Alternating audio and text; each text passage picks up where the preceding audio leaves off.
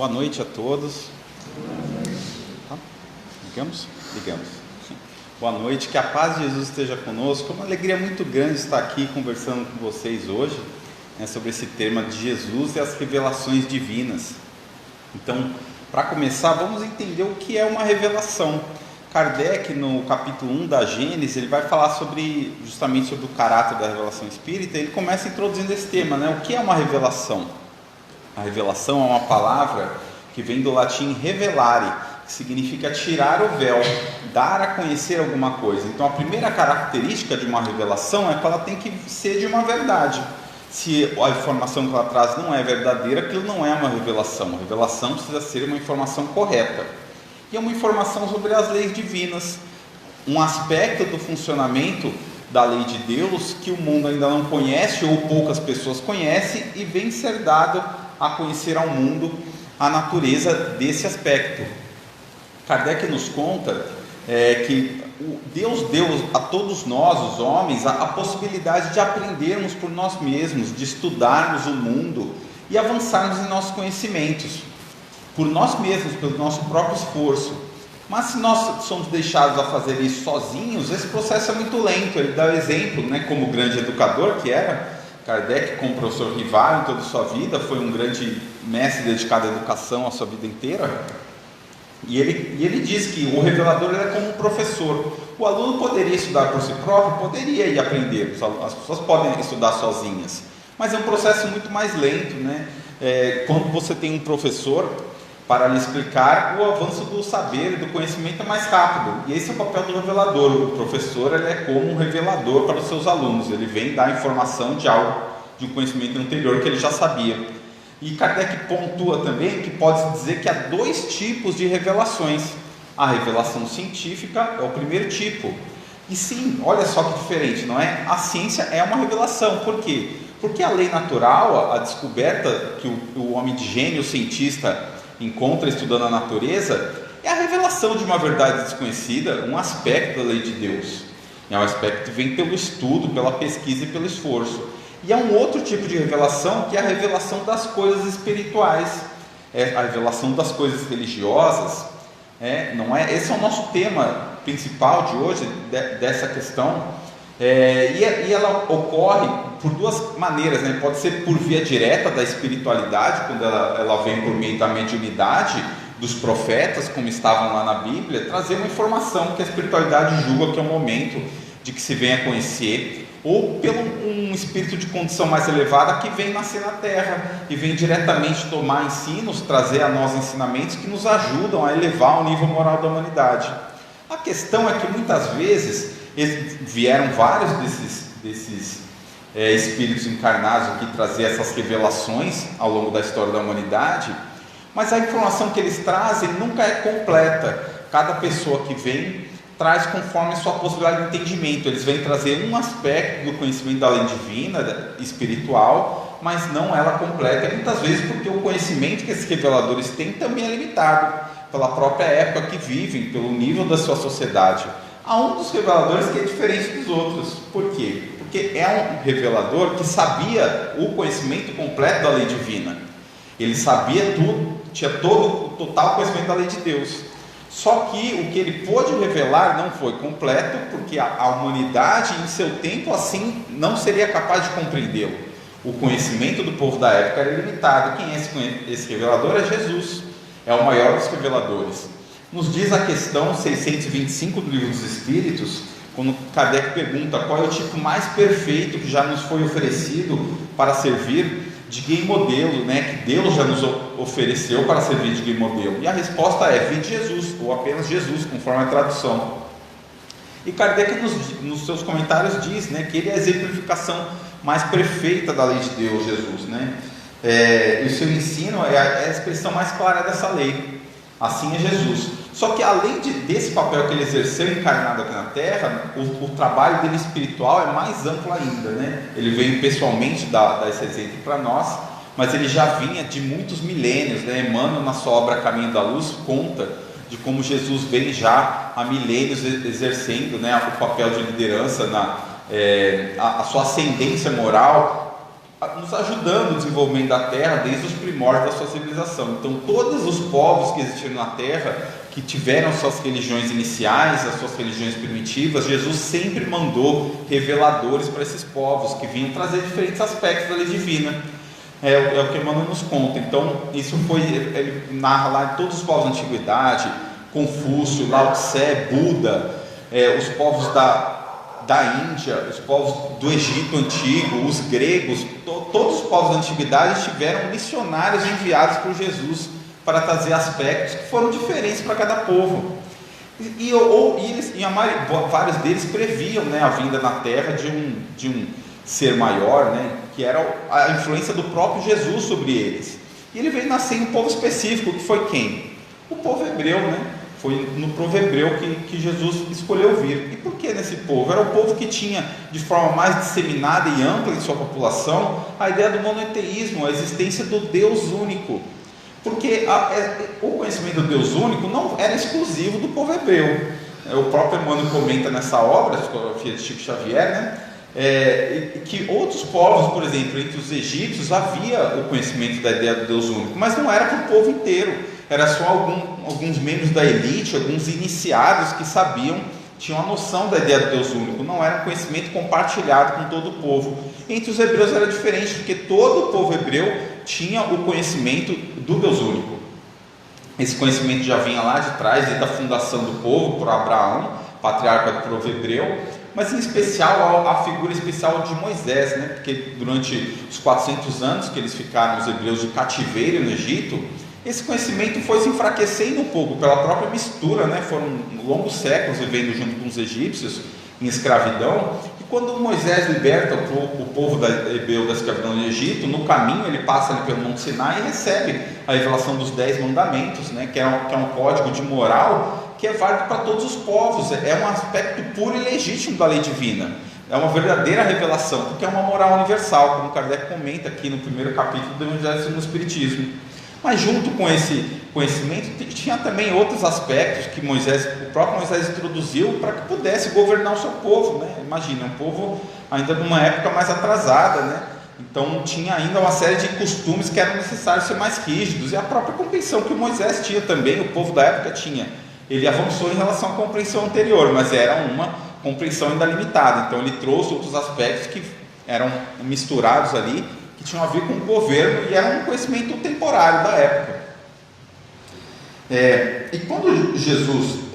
É interessante que a gente vê esse aspecto do conhecimento amplo da lei do Deus único do povo hebreu, o fato, por exemplo, que Jesus ensinava em sinagogas. Jesus não era um sacerdote do templo, ele não tinha essa função, mas ele ensinava nas sinagogas. Por quê?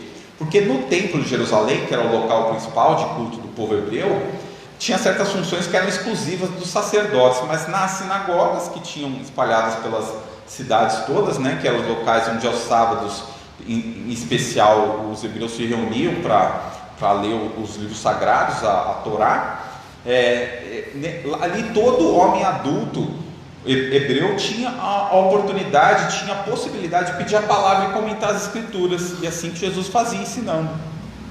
Quando ele vem, e claro, ele vem nesse povo que já tinha essa base do Deus único, só que e aí qual é a relação que Jesus vai ter com a lei mosaica? E é o que Kardec trata, né, junto com os ensinos dos Espíritos, mas Kardec começa tratando no primeiro capítulo do Evangelho segundo o Espiritismo. Não vim destruir a lei. Ele destacou o segundo trecho, a seguinte fala de Jesus do Evangelho de Mateus: não penseis que vim destruir a lei ou os profetas. Eu não vim destruí-los, mas lhes dar cumprimento. Porque eu vos digo, em verdade, que o céu e a terra não passarão antes que tudo que está na lei seja cumprido perfeitamente, até um único iota e um só ponto. Então, quando ele diz assim, não vim destruir a lei e os profetas, essa expressão, a lei e os profetas, os seus ouvintes, todas as pessoas ali, sabiam que ele estava falando, a lei são os livros de Moisés, né? A Torá, a Bíblia judaica, tem os 5 livros principais, que são os livros de Moisés, e tem outros livros também que são dos profetas. Então ele fala a lei e os profetas, ele está se referindo a Moisés e os profetas, e ele diz que não vem destruir essa lei, ele vem lhes dar o verdadeiro cumprimento. E ele usa essa expressão forte, né, que nada vai se passar o céu e a terra não passarão até que não se cumpra o último iota e o último ponto. O iota é uma letra do alfabeto grego que foi usada aqui pelo evangelista Mateus, a referência a ela, porque é em grego, né, que foi escrito os evangelhos, o Novo Testamento, e a menor letra do alfabeto grego, ela é igual ao nosso I, só que sem o pontinho em cima, então é uma letra minúscula. Então essa expressão significa que tudinho vai ser cumprido a lei divina. Mas o Kardec nos ensina aqui que a lei mosaica, uma parte dela, principalmente os 10 mandamentos, era divino, era de fato uma revelação verdadeira, e algumas outras coisas eram coisas ali da época. Como que Jesus diz então que tudo ia se cumprir até o último ponto? Aí, justamente para nós entendermos isso direito, cabe lembrar o contexto em que essas palavras foram ditas. É no momento da pregação de Jesus, onde ele estava já há um tempo, na sua tarefa, e muitas pessoas, ele ficou conhecido, então várias pessoas das cidades da região, até de outros países, vinham até ele para solicitar, por exemplo, as curas, levar pessoas doentes para que ele as curasse, e ele pregava pelas sinagogas, pela Galileia toda. E num dia onde havia uma multidão de pessoas, ele sobe num monte e faz um belíssimo discurso, que é o Sermão da Montanha, que é um dos mais belos discursos de Jesus, um dos trechos principais do Evangelho. E nesse discurso, que ele começa com as bem-aventuranças, que são justamente, ele vai falar dos comportamentos, que são aqueles que nos afinizam com o reino de Deus, o plano espiritual, com a lei divina, e que Kardec e os Espíritos desenvolvem em vários capítulos do Evangelho no Espiritismo. E depois das bem-aventuranças, ele começa a falar justamente da relação de seu ensino com a lei mosaica, e ele começa com esse trecho aqui. E para a gente entender o que ele quer dizer com esse cumprir até o último ponto, vale comentar aqui o trecho seguinte desse pedaço. Vamos trazê-lo aqui.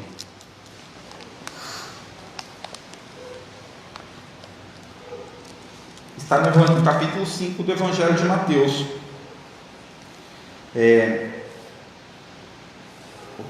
Só um pouquinho.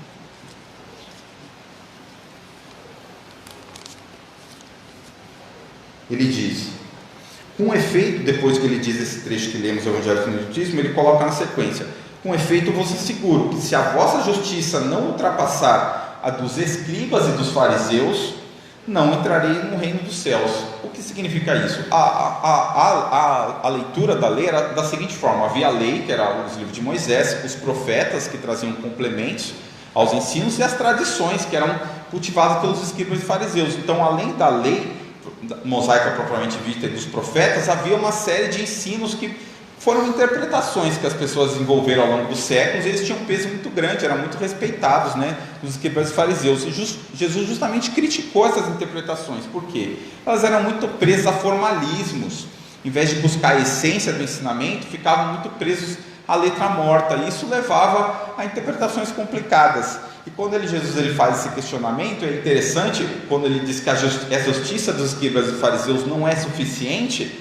Em alguns momentos isso significa que o que escribas e fariseus defendiam, Jesus vai contradizer, dizer que não está correto o que eles ensinavam, não é exagerado aquela regra que eles estão estabelecendo. Em outros momentos, ao contrário, ele vai dizer que aquilo não é o suficiente na verdade. Olha só, e aqui a gente vai ter alguns exemplos interessantes disso. Nos comentários que ele faz, por exemplo, sobre os próprios 10 mandamentos. No trecho seguinte aqui, ele vai comentar o mandamento do não matarás. Então ele vai dizer: ouviste o que foi dito pelos antigos, não matarás, é um dos 10 mandamentos. Eu, porém, vos digo: todo aquele que se encolerizar contra seu irmão terá que responder no tribunal. Aquele que chamar renegado, ele usava aquele termo raca, que era um termo muito negativo e pejorativo, terá que responder na hiena de fogo. Ou seja, ele está repreendendo. E aí ele diz ainda: portanto, se estiveres para trazer a tua oferta ao altar, e ali te lembrares de que teu irmão tem alguma coisa contra ti, deixa a tua oferta no altar e vai primeiro se reconciliar com seu irmão. E ele está associando todo esse ensinamento com o mandamento do não matarás. Então, não matarás não é só, para nós parece algo muito razoável, não vou matar outra pessoa, nenhuma pessoa discordaria que isso é um mandamento da lei divina, mas Jesus ele ampliou muito o significado desse mandamento. Ter raiva como meu irmão é uma violação do não matarás em algum nível. Então, quando eu me desentendo com meu irmão, o que ele está falando é: larga a sua oferenda, não é a oferenda que importa, vai se reconciliar com o seu irmão. É isso que você tem que fazer. Ou seja, Jesus está dizendo que ele está estabelecendo diferentes níveis de compreensão. Para um povo mais atrasado, não matar aquela pessoa que você tem na desavença já é um avanço. Não posso matar ele com quem eu briguei. Mas Jesus está dizendo: para perfeita vivência da lei divina, para ganhar o reino dos céus, precisamos de mais que isso. Não devo ter raiva do meu irmão, não devo me encolerizar. Se eu brigar com ele, eu vou me reconciliar imediatamente, o tanto quanto for possível. Então é um exemplo de como a interpretação era insuficiente, é preciso fazer mais para entender. Um outro exemplo que ele dá, um exemplo que aparece várias vezes durante o ministério de Jesus, é a questão do sábado. Um dos mandamentos, né, está lá, um dos mandamentos é guardar o dia de sábado, né? Vou até ler a versão que está.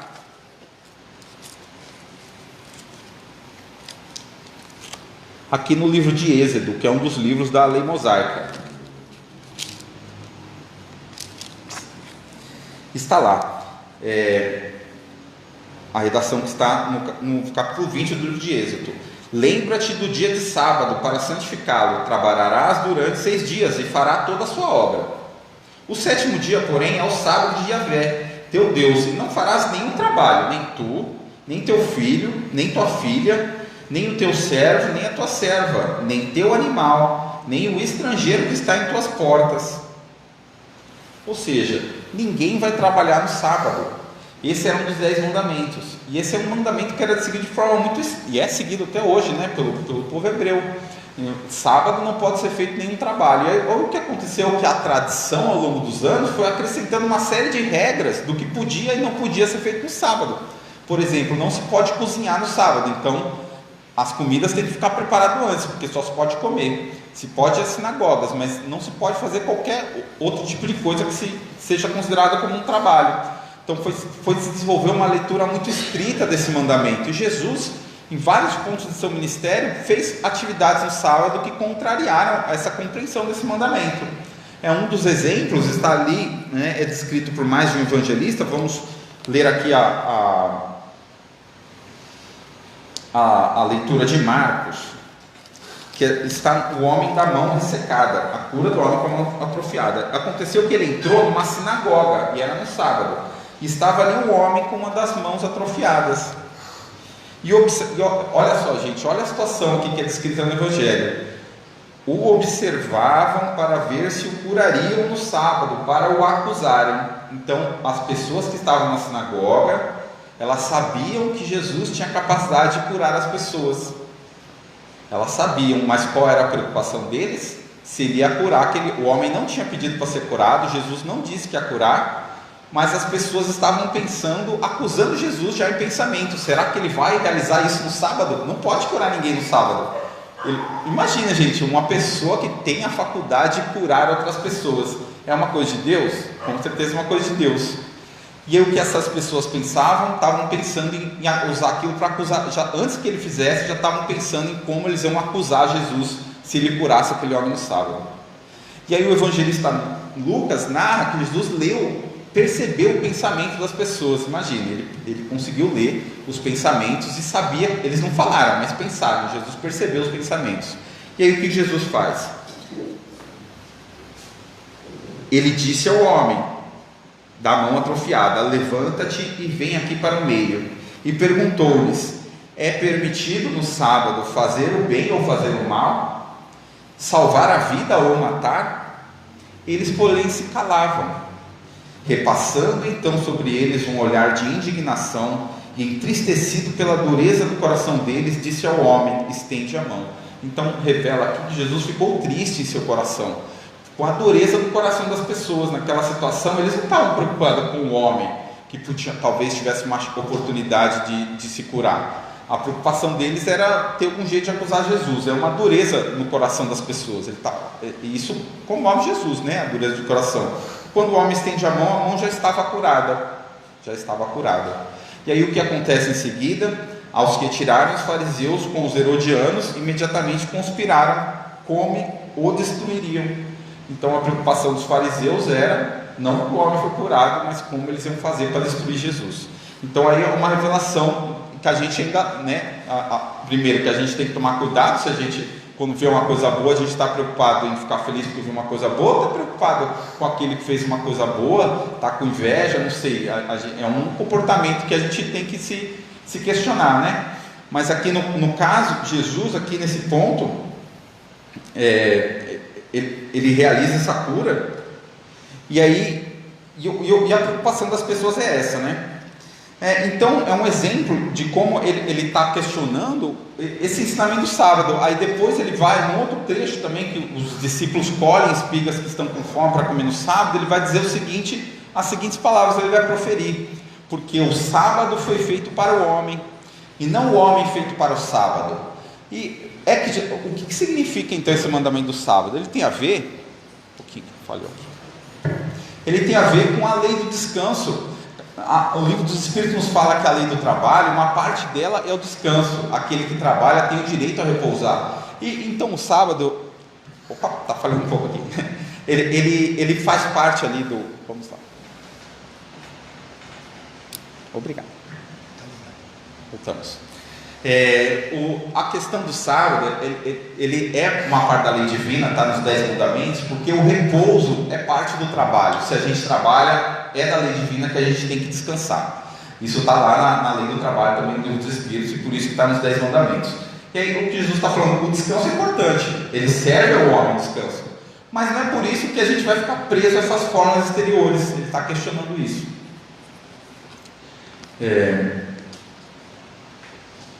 Então, o que é a lei? Se em alguns momentos Jesus diz que é insuficiente o que os escribas e fariseus estão propondo, e em outros pontos ele diz que é demais, a gente não pode ficar meio perdido. O que é o certo, então? Se falar uma revelação divina com a lei mosaica, como a gente deve interpretar? E essa lei que Jesus se refere não é o texto da lei mosaica propriamente dita, mas é a parte verdadeira desse ensino mosaico que se refere à lei maior, que é a lei de Deus. E a gente vai aprender mais sobre essa lei de Deus quando a gente ler o primeiro capítulo da parte 3 do livro dos Espíritos, que ele vai falar justamente sobre a lei divina natural. E aí alguns aspectos que ele traz, trouxemos aqui algumas características da lei divina. Primeiro, que só uma, ela não muda para um povo de um jeito e para o povo é do outro. Os reveladores trazem compreensões diferentes e conforme a sua época dessa lei, mas a lei é uma só, ela é única e verdadeira e é válida para todos. Ela é o único caminho para a felicidade. Se nós nos afastamos dessa lei, nós nos tornamos infelizes. E é interessante, e onde está essa lei? Está escrito na nossa consciência. Todos nós temos essa lei escrita em nós, na nossa consciência. Então por que a gente não faz sempre o certo se está na nossa consciência? E aqui no livro dos Espíritos ele faz uma distinção, que todos podem conhecer essa lei, mas nem todos a compreendem. A gente tem lá na consciência, no fundo a gente sabe o que é o certo ou errado, mas a nossa compreensão é limitada pela nossa condição evolutiva, que vai crescendo e se aprimorando, que é outro aspecto da lei divina, que é o caráter progressivo. É dito lá também que todos vão compreender a lei divina um dia. Então, em cada momento do tempo, a nossa compreensão dessa lei é limitada. E esses aspectos vão aparecer como no ensino de Jesus. Por exemplo, a questão da consciência. Está num outro trecho que os fariseus novamente querem tentar a Jesus, e um deles se aproxima a Jesus e vem perguntar qual que é o maior mandamento da lei divina. E quando ele diz então que o primeiro maior mandamento é amar a Deus sobre todas as coisas, com todo o seu entendimento e com todo o seu coração. Mas há um segundo mandamento, que é amar o próximo como a ti mesmo. E é interessante que ele diz que é quase igual ao primeiro, o segundo mandamento. Ou seja, para nós é difícil ainda amar a Deus, não é? A ideia de amar a Deus sobre todas as coisas, para nós ainda é difícil compreender. E a ideia de cumprir a lei divina, né? Cumprir a lei divina é amar a Deus, mas isso ainda pode ser difícil para nós, para o nosso julgamento limitado. Então ele dá um outro ensino que é bem prático, e que o que ele está dizendo quando ele diz que os dois são parecidos, é que quando eu realizo esse, no fundo eu estou amando a Deus também, que é amar o próximo como a ti mesmo. Esse é o exemplo que ele dá para nós. Um outro exemplo também que ele vai dar desses aspectos dos Espíritos é a questão da progressividade, quando ele faz a promessa do Consolador, né? Quando ele diz que viria um Consolador que iria recordar as coisas que ele já tinha ensinado e ensinar coisas novas. Ele está falando de progressividade das revelações, porque não era tudo que ele podia ensinar, ou que o povo da época podia entender, tinha coisas que ele não tinha como ensinar, e mesmo que ele ensinou, as pessoas iam esquecer, porque não foi o que aconteceu. Ele sabia que o ensino dele estava à frente do que a maioria das pessoas da época ainda conseguiria entender. É um ensino que até hoje a gente está tentando ainda entender e vivenciar, né? Então ele sabia que seria necessário um ensino adicional para recordar isso. Um exemplo que a gente tem dessa questão das compreensões diferentes da lei divina está no livro Paulo Estevão, onde Emmanuel, também psicografia de Chico Xavier, vai relatar 2 processos diferentes de compreensão da lei mosaica e da recepção de Jesus, na figura de 2 pessoas, Gesiel e Saulo. São 2 jovens israelitas, estão vivendo ali mais ou menos cerca de 1 ano após o retorno de Jesus para a espiritualidade, e que os 2 têm um amplo conhecimento das leis de Moisés e dos profetas. Nesse sentido, são muito similares os 2, o conhecimento dos 2 é parecido, mas a atitude deles é muito diferente, porque Saulo foi criado nas tradições do farisaísmo, então ele é formado muito preso a essa questão da tradição e da interpretação muito estrita da lei mosaica. Mas Gesiel tem uma compreensão bastante diferente. Ele vinha na cidade de Corinto e ele tinha uma leitura da lei e dos profetas mais parecida com a ideia do amor que Jesus vai ensinar depois. E Gesiel passa por uma série de sofrimentos que estão narrados ali no livro Paulo Estevão. Em algum momento ele vai parar ali em Jerusalém, na Casa do Caminho, que era dirigida por Pedro, e onde os apóstolos seguiam ali, em especial, um trabalho grande de assistência aos sofredores, né? E ele chega doente da viagem, acolhido lá como um sofredor, para ele se recuperar. E durante os delírios dele, que ele está febril, muito doente, ele começa a falar sobre os profetas do Antigo Testamento. E quando ele fica um pouco melhor, Pedro vai perguntar para ele sobre a experiência dele com os profetas, o que ele tinha, quais os profetas da preferência dele. E aí ele vai dizer que justamente ele tinha um carinho especial pelas promessas sobre o Messias que haveria de vir. E é quando Pedro diz para ele: olha, o Messias já veio. E nessa hora Gesiel então fica profundamente impactado, praticamente, digamos, cai da cadeira, né? Ele fala: como assim o Messias já veio? E aí, então Pedro conta para ele toda a história, quando Jesus o chamou para ser um pescador de almas, todo o processo, os ensinos do Cristo, tudo que ele trouxe sobre o sermão da montanha. E aí, quando ele pede para conhecer o Cristo, ele conta que ele havia sido morto, né, crucificado pelos homens, mas ele retornou depois, e Gesiel rapidamente associa isso com as previsões que havia no Antigo Testamento. E o principal aspecto, que, em particular, que leva ele a compreender que era verdadeira a figura, de fato era a figura do Messias esperado, Jesus, ele associa com o comportamento da caridade, porque a forma que aqueles homens viviam a Casa do Caminho, a prática da caridade que eles adotavam, ele fala, não era algo comum da visão religiosa que ele estava acostumado, e era algo muito sublime. Então ele associa que aquilo é uma verdade, aquilo vem da lei divina. É um exemplo que a gente viu de Jesus, quando ele fala: ama teu próximo como a ti mesmo. É a nossa consciência. Isso é um exemplo de como a nossa consciência nos aponta que aquilo é verdade. A consciência de Gesiel disse que era verdade, e ele plenamente reconheceu como parte da lei divina. O que Paulo, naquele momento, depois, Gesiel ele se torna um grande pregador, Estevão, né? E veio se confrontar com Saulo, que no primeiro momento não entende isso. Para Saulo, depois só de outros sofrimentos, que ele tem comportamentos que a consciência dele vai acusar que estão equivocados, mas a compreensão racional dele ainda não entendia aquilo. Só depois que ele encontra e vê Jesus na estrada do caminho, que ele liga as duas coisas e passa a reconhecer a mensagem do Cristo. E quando Jesus faz a promessa do Consolador prometido, porque seriam necessárias consolações, as pessoas iam esquecer os seus ensinos, a gente vê essa promessa se realizando, um Consolador que ficaria conosco na figura depois do Espiritismo, que é uma revelação diferente, que não é centralizada numa pessoa, mas é no conjunto dos espíritos.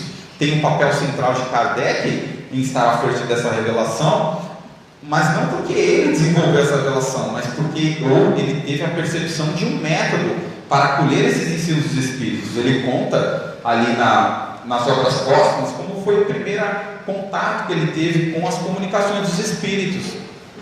Ele foi convidado a várias reuniões a participar das reuniões de mesas girantes que aconteciam na época ali na França. E em certo momento ele resolve em uma delas. E quando ele vê aquelas comunicações, ele percebe que ele, como homem de ciência, no começo achava que aquilo, né, como assim? Tem mesas que se movem por vontade própria e respondem perguntas, e não é ninguém mexendo a mesa, são entes respondendo. Isso não é possível.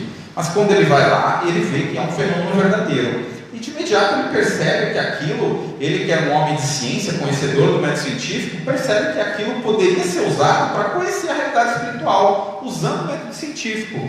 É isso que Kardec percebe. E ele narra que na primeira percepção dele já teve 2 pontos nas primeiras reuniões que ele percebeu muito rápido. Primeiro, aquelas comunicações vinham das almas, dos espíritos, almas de pessoas que já estiveram na Terra. Então, como eram pessoas, o seu conhecimento não era perfeito. Então ele não podia tomar como verdade tudo que cada espírito dissesse.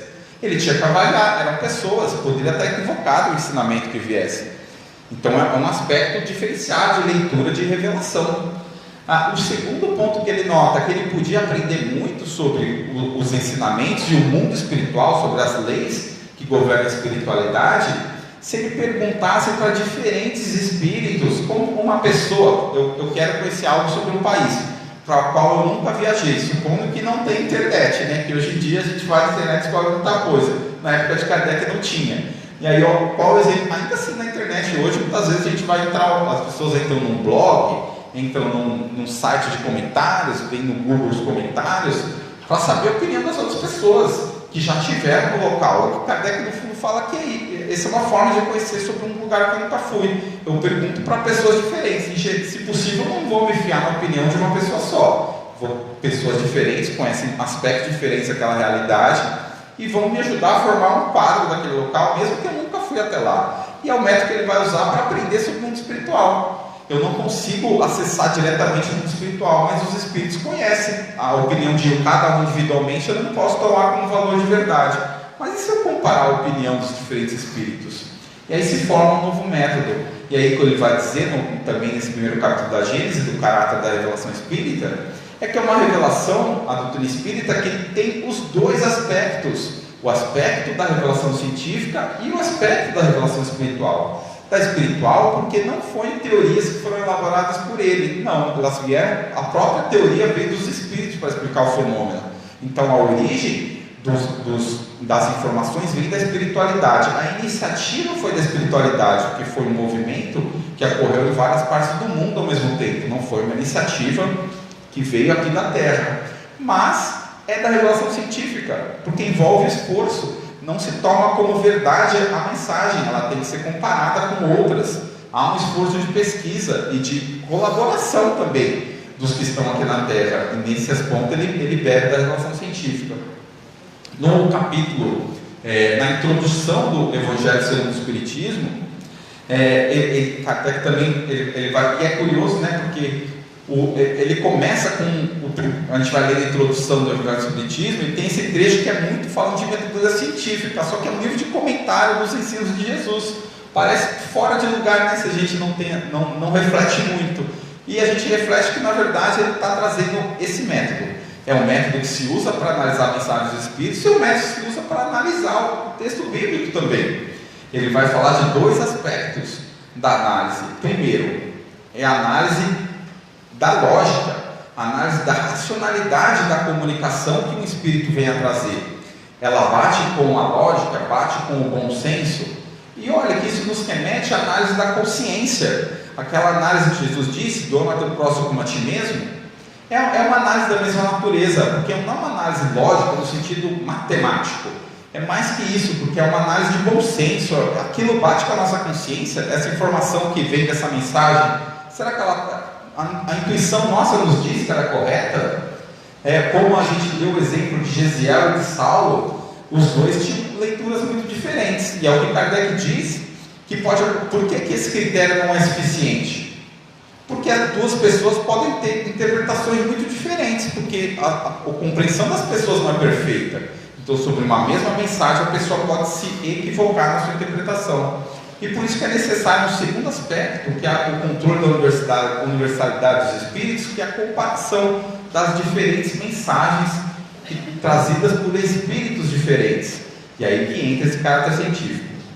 Então, para nós encerrarmos, retomarmos aqui o ensino do Cristo, a gente vai ficar com um trecho que vem da carta de Paulo aos Coríntios, porque depois Saulo, quando ele conhece, ele recebe a visita na estrada de Damasco, ele recebe a visão do Cristo, e ele percebe que as ações que ele estava tomando de perseguições aos cristãos, ele sentia no seu íntimo que algo estava errado, mas a compreensão intelectual dele era aquilo que ele tinha aprendido das tradições dos fariseus. Mas quando Cristo aparece para ele, Saulo, Saulo, por que me persegues? Aí ele compreende em seu íntimo, pela sua consciência, que ele estava errado.